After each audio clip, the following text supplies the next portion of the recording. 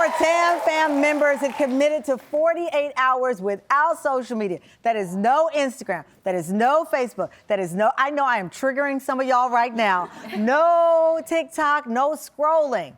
Let's hear how it went. Take a look. It is social media detox morning one, and I accidentally opened social media apps twice before 7:30 a.m. I just deleted Facebook, Instagram, and TikTok. I won't be able to accidentally open them anymore. So it's been day Wednesday, going really strong. Not feeling the urge to use social media. Haven't really touched it at all today. It is day one of my social media detox. I've been up for about 45 minutes and I'm holding strong. Last night, I gotta admit, I doom scrolled hard. I'm gonna pick up the book and see how much I can read in 48 hours. It is the final night of the social media detox, and tonight has been far and away the hardest of them all. I'm actually resetting a personal challenge that I cannot let this be the first thing I do when I get up in the morning. Day two, this has been a pretty refreshing experience. I feel like everyone should do a little break, take a little hiatus from time to time. It's good for the mind.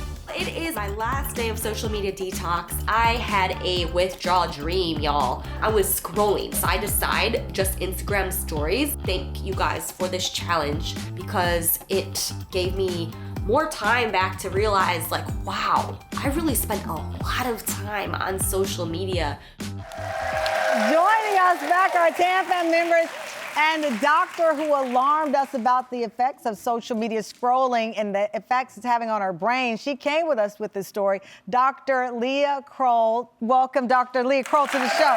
Thanks for having me. Okay. Absolutely. Okay, so you feel so strongly. You insisted. This show really was your idea, brain rot. Do you suffer from it? I absolutely suffer from it. I was scrolling on my phone in the green room.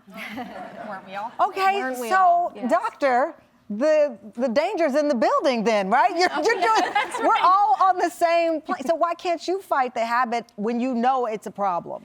You know, I'm just like anyone else. It's part of our modern life. It's intertwined with every minute of our day. Our phones are on us 24/7. To socialize with people, you do need social media. To work, you do need to be on your phone. And so it's almost inescapable. And it's really about understanding what it's doing to you so you can then understand what can you do to fight back. Okay, so this is a brain model. Will you take us through what we're looking at? All right, so let's start with the front part of the brain here. This is the prefrontal cortex in beige. This is our decision-making center in the brain. It's where our impulse control lives. And when we're scrolling endlessly on the phone, that part of the brain is actually underactive, meaning we're not making good judgment. We're not making good decisions for ourselves in those moments. Then I actually want to open the brain up. So here in the deep structures of the brain in orange, we have our limbic system. You can also think of this as the slot machine living inside of your brain. This is where our reward and addiction pathways live. So this is where Surah lives. Yeah. Okay, this is where you live in, okay. Absolutely, and all of us to some extent, because social media algorithms are designed to be addictive, and we know they're very good at this. You get a little rush of dopamine with every like, every post, every share, and it makes your brain just trained to keep looking for those rewards over and over again. So that's the sensation we're getting when we're scrolling. It's a reward, and the reward is if you like a video or if something piques your interest. Is that the reward? Absolutely. Whether someone's liking your content or you come across content that piques your interest, you're going to get that spike of dopamine, which is your pleasure chemical in the brain, and your brain is wired to keep chasing that good feeling. Interesting. And so the chase is the scroll. The chase is the scroll. It's like a never-ending loop. So we know the sensation. You actually brought, and I've not seen these, MRI image showing how phone use changes your brain. Yeah. Let us see. So this is a fascinating study, and I'm going to spare you the boring details. Essentially, researchers took people who have smartphone addiction, put them in an MRI. So there's an actual addiction called smartphone. Is it problematic overuse of their smartphones. Okay. And put them in an MRI machine and look to see what happened to their brains when they asked them to do a task that required them to pay attention. And they found something really interesting. So the frontoparietal lobes, which are on my model here in purple and blue, on the scan in red, were overly active in the problematic smartphone users, meaning their brains were working harder to pay attention.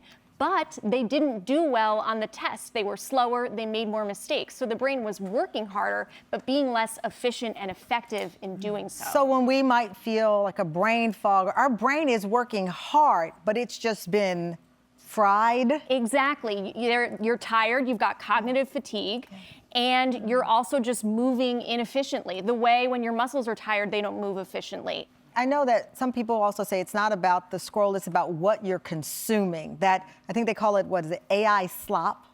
What is that? This is a huge contributor to brain rot. I watched that cat.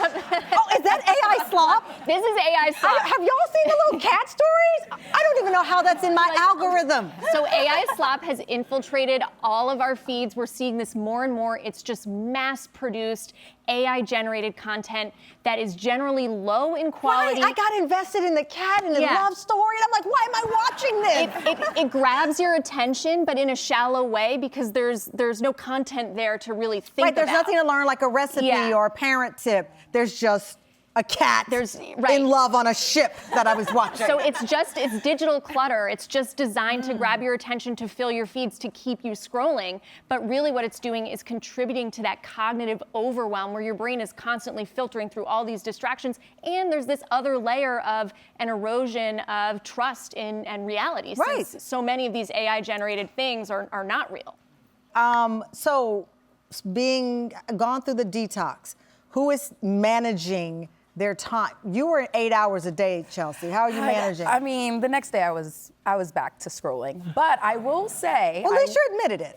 That's the first step to recovery. The first step. I will admit, but I do think that everyone should give themselves time away from social media. I really did feel renewed. I mean, I know what you're saying. We all think that. Like, it's like, I think I should work out. I think I shouldn't have wine that day. I think, you know what I mean? We know the advice, but harder to follow. You can't quit it, and that's the scary part about it. How are you doing? I have made a few small changes that are really big. Give me one. I don't scroll on my phone until my kids are at school on school days. Ooh. Because the first 2 mornings of the detox, I realized that when I was with them at breakfast and driving them to school, I was engaging with them in a way that I don't normally. Normally I'm saying, oh yeah, that's interesting, and I'm not processing.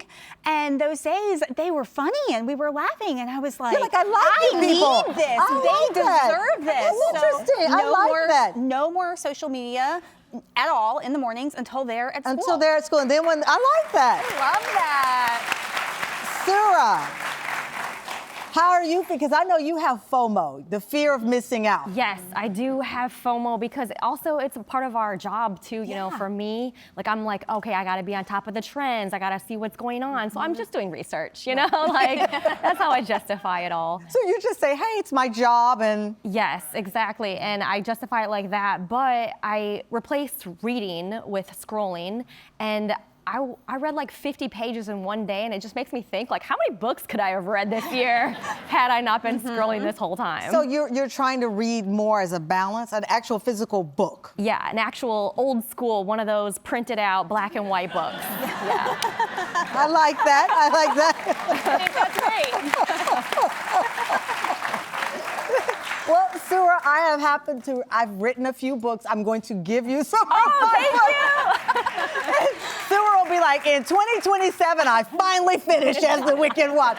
Well, I love your honesty. Give it up for Katie, Chelsea, Sarah, Dr. Leah, Croll for helping us understand brain rot. But we are not done. Coming up, that viral AI death clock that allegedly says it can predict the day you will die. 76 million people have already tried it. Do you think I did? We're talking about it after the break.